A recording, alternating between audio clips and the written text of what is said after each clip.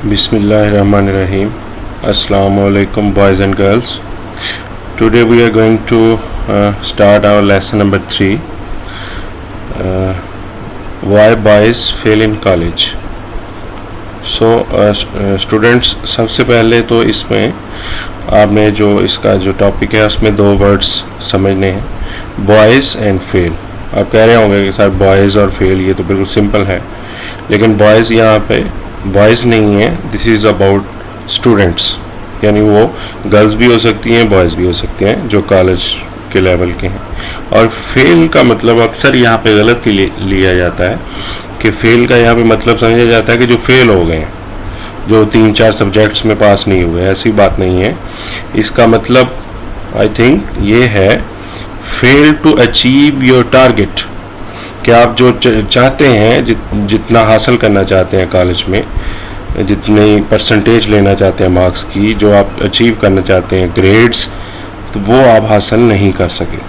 So fail means fail to achieve your target. तो इसमें ये नहीं कि वही बच्चे फेल करते हैं इन बातों में, ये जो लेसन में लिखी हुई हैं, जो सिर्फ फेल हो जाते हैं जी 3-4 सब्जेक्ट्स में, बल्कि तमाम वो बच्चे जो अपना टारगेट अचीव नहीं कर पाते, वो भी एक तरह का फेलियर ही होता है. तो हर्बर्ट ई हॉक्स ने लिखी हुई है ये लेसन, इसको हम रीडिंग करते हैं. इसमें उसने he has told about different reasons of the students, के मुख्तलिफ जो वजूहात हैं जो कॉलेज के लेवल पे बच्चों को आती हैं, जिनकी बिना पर वो अपना टारगेट अचीव नहीं कर सकते. Of the boys who do not reach their natural academic boundary during the course of their college career but who fail to get through, there are 2 main classes. कहता है कि वो बॉयज़, वो students जो अपनी एकेडमिक बाउंड्री तक नहीं पहुंच पाते कॉलेज के कैरियर के दौरान, बल्कि वो फेल हो जाते हैं अपना टारगेट अचीव करने में. There are 2 main classes. तो उनको 2 क्लासेस, उनकी मेन 2 टाइप्स हैं, those who try and those who do not try. एक जो कोशिश करते हैं और दूसरे जो कोशिश ही नहीं करते. Many boys attempt seriously to make good. ज़्यादातर बॉयज़ स्टूडेंट्स अच्छा काम करने की कोशिश करते हैं, अटेम्प्ट करते हैं. And really have the native ability. Native ability यानी उनमें कुदरती सलाहियत भी है, नेचुरल कैपेबिलिटी भी है ऐसा करने की. But find it almost impossible to sit at a desk and concentrate on the tasks assigned. लेकिन उनके लिए बहुत मुश्किल होता है कि वो डेस्क पे बैठें और कंसंट्रेट करें, तवज्जो मरकूज़ करें, पढ़ सकें, यानी बैठना मुश्किल है उनके लिए. There is a boy who sits down to study, opens his book, but before starting on his work says to himself, I think that I had better sharpen my pencil. तो कहता है कि एक लड़का वो है, एक स्टूडेंट्स की टाइप वो है जो पढ़ने के लिए बैठते हैं, बुक भी खोलते हैं, लेकिन इससे पहले कि वो पढ़ना शुरू करें उनको कोई और काम याद आ जाता है. जैसे वो कहते हैं कि मेरी तो पेंसिल जो है वो शार्प करने वाली, इट नीड्स इट बैडली. इसको शार्प करने की बहुत ज़रूरत है इसको पढ़ने से ज़्यादा, यानी पहले ये कर लूँ फिर शुरू करता हूँ या करती हूँ. And when he has sharpened it he observes that all his pencils need sharpening. तो जब वो एक कर लेता है पेंसिल तो उसको लगता है कि बाकी पेंसिल्स भी शार्प करने वाली हैं, ये पेंसिल नहीं है, इसकी जो है वो स्याही ख़त्म हो गई है, हो सकता है पढ़ना शुरू करने से पहले वो यार मार्कर ही नहीं है, मैं कैसे लिखूँगा, चलो बुक बंद करो, पहले मार्कर लेके आता हूँ बाज़ार से. सो इस तरह की चीज़ें उसके जहन में आना शुरू हो जाती हैं. And so on until his time is gone and nothing has been done. इसी तरह उसका वक़्त गुजर जाता है और कोशिशें में कि मैं बहुत कुछ कर रहा हूँ लेकिन होता नथिंग हैज़ बीन डन, कुछ नहीं हो पाता. Such nervous habits are not easy to uproot. कहता है ये जो एक वजह है फेलियर की, ये नर्वस है, ये साइकोलॉजिकल है, इसको आसानी से ख़त्म नहीं किया जा सकता. अपरूट ख़त्म करना, जड़ से उखाड़ फेंकना. And so far as I can see cannot be eradicated by anyone but the boy himself. और इसमें कोई उसकी और हेल्प भी नहीं कर सकता एरेडिकेट करने में. एरेडिकेट करना, अपरूट करना, एंड करना, टू पुट एन एंड, ख़त्म करना किस चीज़ को. कहता है कि वो सिर्फ स्टूडेंट खुद ही इसको ख़त्म कर सकता है और कोई दूसरा पेरेंट्स या टीचर को ख़ास हेल्प उसकी नहीं कर सकते. Others can see the difficulty. वो देख सकते हैं कि क्या मसला है बच्चे के साथ, क्या परेशानी है, but the boy must take himself by the collar. अब ये इडियोमेटिक फ्रेज है, take by the collar, take someone by the collar. इसका मतलब होता है आप अपनी कॉलर, अपना गिरेबान अपनी खुद पकड़ना, यानी अपना मुहासबा करना, सोचना, खुद पे सख्ती करना। And make himself cultivate a poise and calm that smothers the fidgets. ये फिर वही इडियोमेटिक फ्रेज है।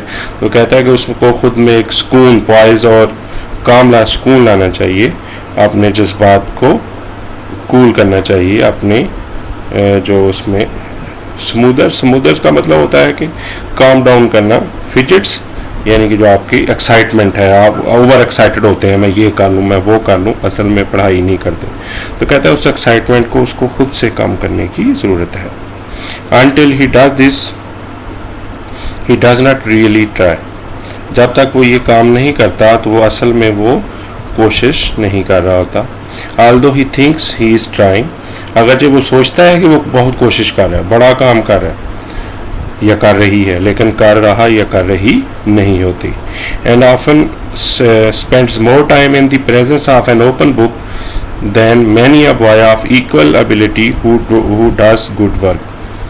तो बहुत सारा का वक्त जो है वो गुजार देता है, किताब खुली हुई है, पढ़ाई हो रही है पेरेंट्स की नज़र में, लेकिन कोई पढ़ाई नहीं हो रही, दिमाग मौजूद नहीं है बीच में। तो कहता है कि दूसरे बच्चे उसी की एबिलिटी के जितनी देर में वो काम करते हैं, वो भी बहुत देर, उतनी देर ही किताब को, उससे ज़्यादा देर खोल के रखता है किताब को, लेकिन एक्चुअल काम नहीं कर पाता। एक तो रीज़न ये होगी जी। नेक्स्ट क्या है, कॉमन, इसमें जितने पैराग्राफ्स हैं तकरीबन उतनी ही रीजन उसने दी हुई हैं फेल होने की, यानी fail means fail to achieve your target. अब ये हर कोई सोच ले कि मेरा टारगेट क्या है।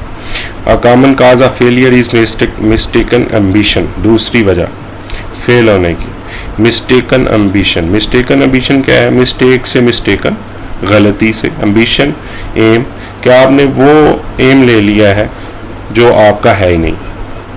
For the boy on the part of his parents, और ये उसके वालिदैन की तरफ से होता है। मसलन more often that than I should wish I find a boy, ये राइटर कह रहा है कि अक्सर ऐसे तलबा मिल जाते हैं who is not showing any interest in his work, कि जो अपने काम में दिलचस्पी नहीं शो करते, and who is not trying to do it, और जो इसको करने की भी कोशिश नहीं करते, विद एनी डिस्टिंक्शन, किसी